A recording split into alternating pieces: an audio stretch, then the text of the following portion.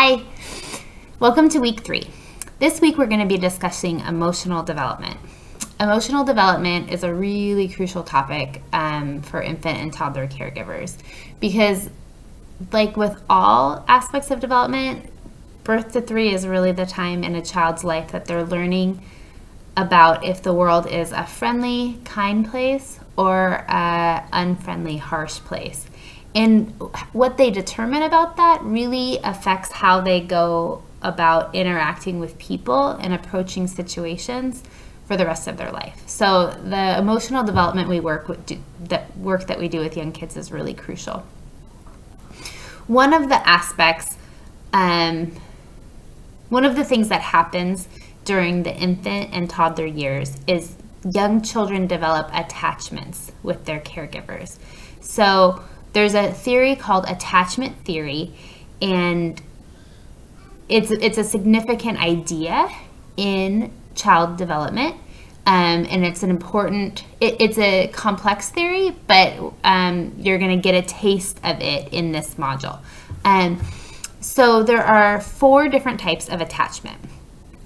Secure attachment, and that's the kind of attachment that we're going for. Our goal is that all children have a secure attachment with their caregiver or caregivers. The next type of attachment is insecure avoidant attachment. I do recommend you write these down as you sort of, it's gonna come up in the reading reflection and in some of the discussion boards this week, these ideas. And it's the basis, these ideas of attachment are the basis of emotional development, understanding emotional development in young children. So I recommend you write them down. So secure attachment, insecure avoidant attachment, insecure resistant attachment, and then disorganized attachment. Those last 3 kinds of attachment all have potential downfalls for the child's development. The attachment style that we never ever want to see is the disorganized attachment. That has the worst outcomes for kids. Kids who develop disorganized attachment have the worst outcomes. Okay, so I'm going to break down what each of them means in a second, but one of the things I want you to know is that every child attaches in some way to their primary caregivers and any other significant caregivers that they have. They have to. Human babies cannot survive on their own. They need other people to help them survive. And the mechanism we have in nature to make sure that somebody makes sure that those babies survive is attachment. The child gets attached to us and we get attached to them. The child gets attached to us so that the child stays by us and near us and around us so that we can protect it. And we get attached to the child so that we are motivated to feed them, clothe them, and protect them. That's the only way those infants and toddlers are going to survive, is if we feel moved to do that. And so psychologically, we have this relationship called attachment to make sure that happens. It's about a survival of our species. Attachment is significant. And that means that every child attaches, whether or not, regardless of the type of care that they're receiving, every child attaches. But there's these 4 different ways that they might attach. Another thing that I want to make clear is there's a parenting philosophy called attachment parenting. And a little bit attachment parenting is loosely based on this idea of attachment. But the ideas in attachment parenting are not what we're talking about here. So attachment parenting are like the people that wear their babies on them all the time because they believe that the baby should always be by the mom. They're people who breastfeed longer than a year. Typically, they have their babies sleep in their bed with them at night. These are all fine parenting practices, but they're different than attachment theory, okay? So for example, my daughters are securely attached to me. However, I did not breastfeed them. I wore them a little bit, but I have twins, so I didn't wear them very much. And I never breastfed them. So, and yet they were still securely attached to me. So those behaviors are not necessary for secure attachment. Also, babies who are in childcare all day can still be securely attached to their parents. And so I just want to separate those ideas out. There's attachment theory, which is what we're talking about here, but that's not the same as attachment parenting. Attachment parenting is something else totally different, which I'm happy to talk about in our forum, kind of your miscellaneous questions forum. I'm happy to talk about attachment parenting, but that's not what we're talking about this week or in this module. Okay, so the other thing I want you to know is that children can be attached to more than one person. So ideally, if they are being raised by two parents, they're attached to both of their parents. My girls have a secure attachment to each of their grandmas. That is when, and I know that because when my mother-in-law or my mother is taking care of my daughters, if they're upset, they go to their grandmas for comfort, and the grandma is able to comfort them, and that's about attachment. So you can be attached to more than one person. Those of you who work in infant and toddler classrooms, some of the children in your class are attached to you. Not all of them are, probably, but some of them are. And so it's possible to attach to more than one person. Okay? And that's healthy. It's good. Especially for kids who are in group care, you want them to attach to you. It's better if they do attach to you. So, okay, so those are the caveats. So I'm going to define the 4 types of attachment. And there will be a video in one of the discussion boards this week so you can kind of see these types of attachment in action. So for those of you who really learn best by seeing it, and that's most of us, there'll be a video about it. Excuse me, I got an itch. Okay, so the first type of attachment is a secure attachment.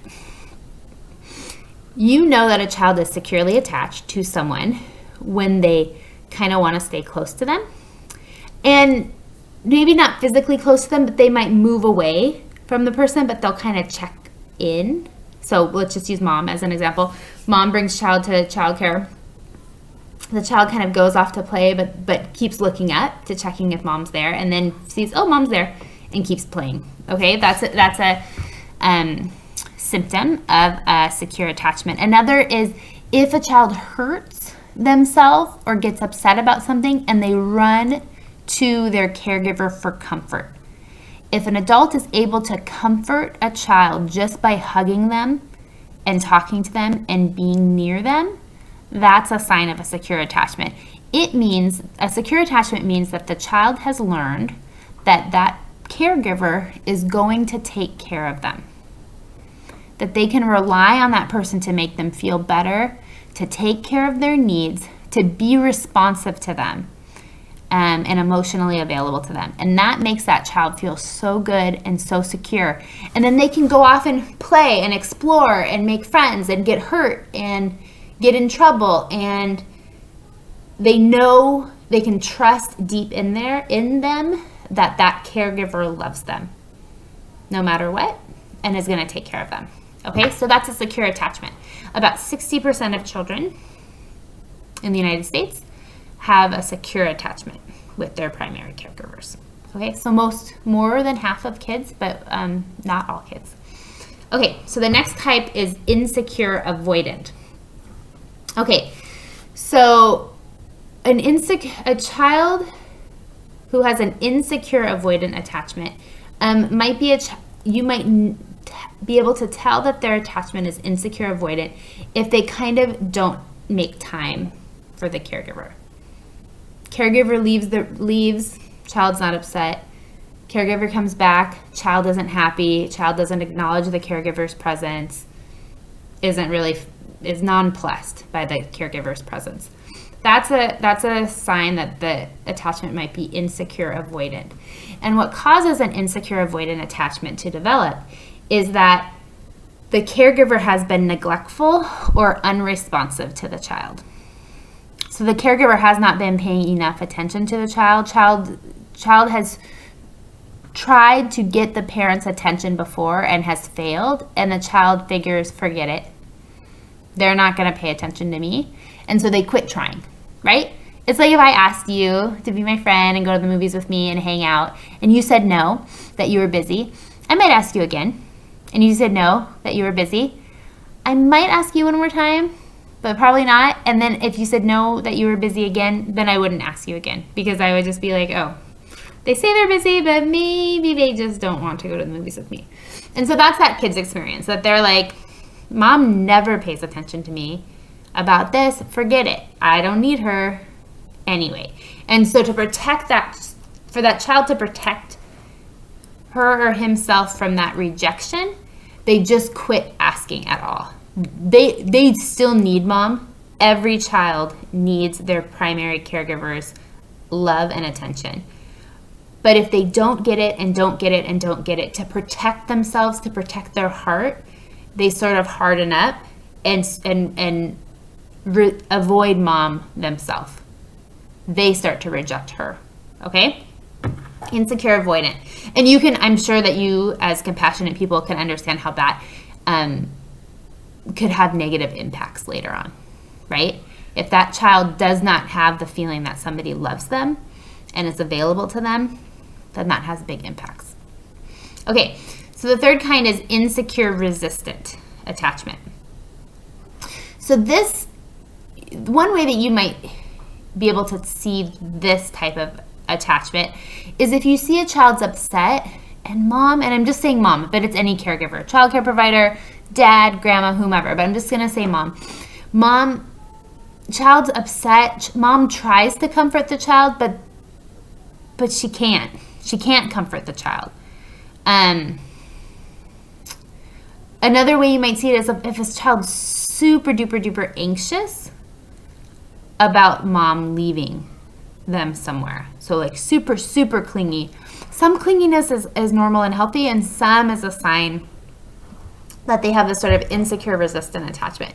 So you will never be asked to try to determine what type of attachment some child has. So don't get bogged down in, oh my gosh, how would I be able to tell? The idea of understanding these is just so that you can start to kind of make sense of kids' behavior, right? It's just another tool, another puzzle piece to kind of unlocking what's going on with kids. And so don't get mired down in the details. But how insecure resistant attachment develops is if the primary caregiver is available sometimes and sometimes not. So sometimes the caregiver is like, oh, so much attention on Bobby. Bobby, you're so great. And sometimes it's like, whatever. I'm on my phone. Don't talk to me. I'm busy. Get out of my face. So the child doesn't kind of know whether they're coming or going. Like they don't know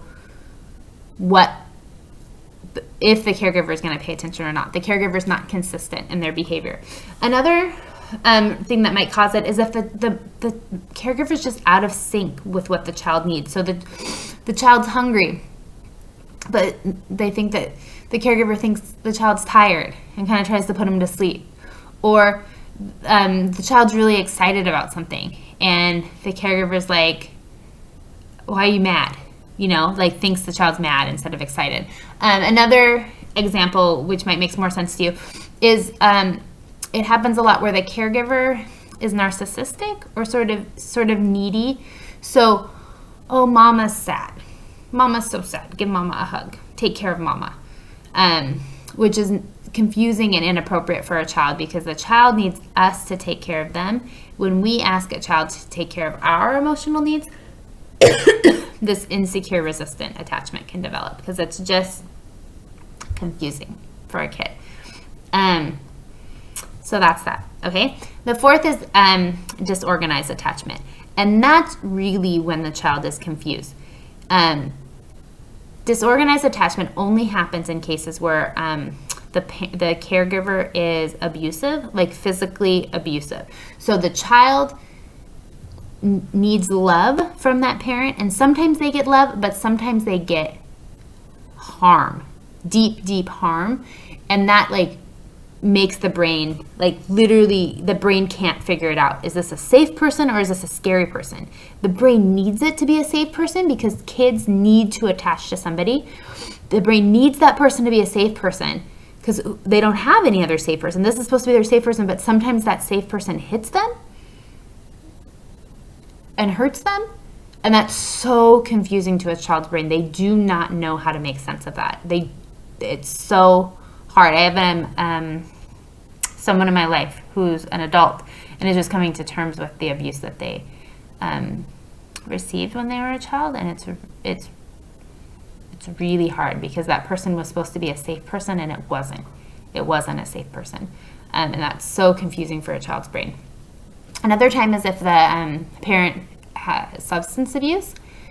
And now there's all sorts of levels of substance abuse, right? But if a parent is using something that makes their behavior so different than their behavior is when they're sober, it does the same thing to a kid's brain. The kid cannot figure out what is happening or what to expect from the people around them. Sometimes caregiver is normal, responsive, and sometimes they're off the wall because of the substance they're using, and that's confusing for a kid's brain. So those are really, another time is if the parent has a mental illness, and there's all sorts of levels of mental illness. So like a mild depression, postpartum depression, something like that would not necessarily cause this disorganized attachment. But if a parent is schizophrenic or something, and that's not treated, or bipolar, or has some sort of huge like psychotic episodes and then non-psychotic episodes, that change in the parent's behavior again is so confusing for the child, and so they can develop this disorganized attachment. And outcomes for kids who have developed disorganized attachment are pretty poor because they have no basis to understand what's normal. They have no feeling of safety. I think about this with my girls sometimes, that knock on wood, at this point in their life, they've just really experienced people being so kind and so loving to them.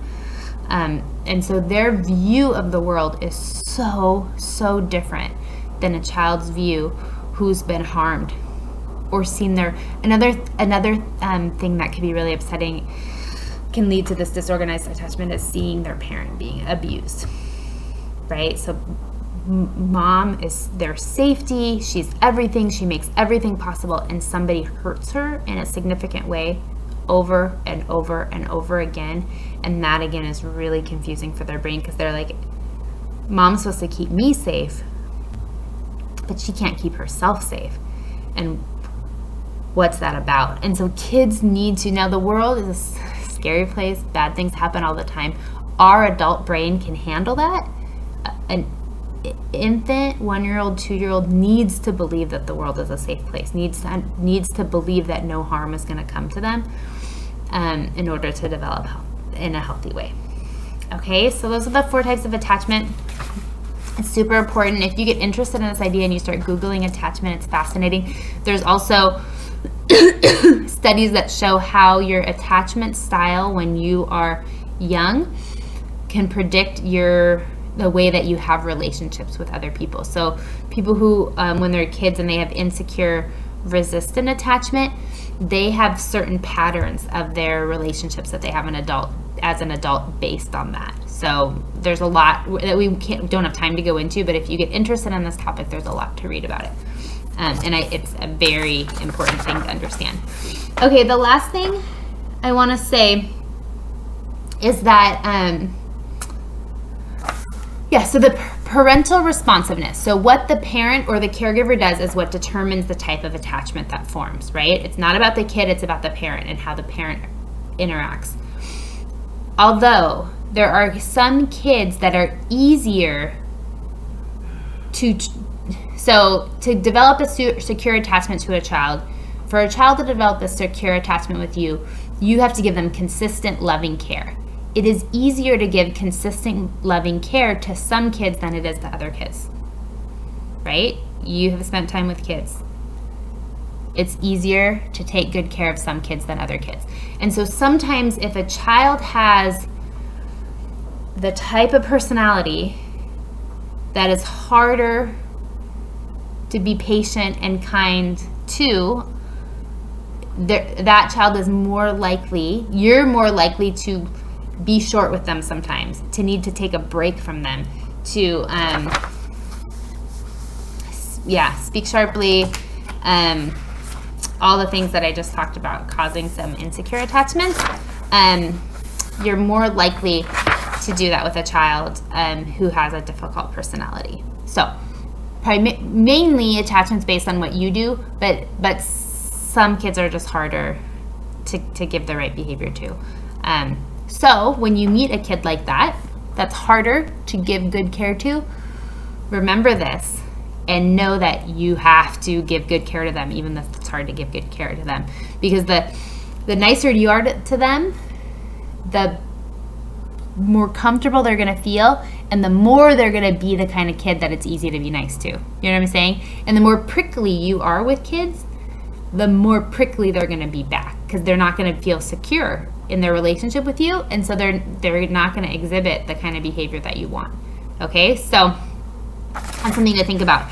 And the last thing that I wanted to say is that this work, being a consistent and responsive caregiver to the children, is, I always want to say, it's the most important. Now, this keeping an infant and toddler safe is probably the most important, but the emotion work is so important.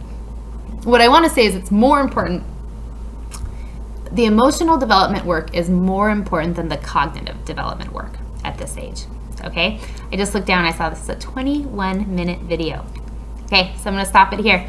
Thanks for being patient with me, and if you have any questions about this topic, email, okay? Because it's a big topic. My whole master's degree is actually in this topic, so just spending 1 week on it is not enough.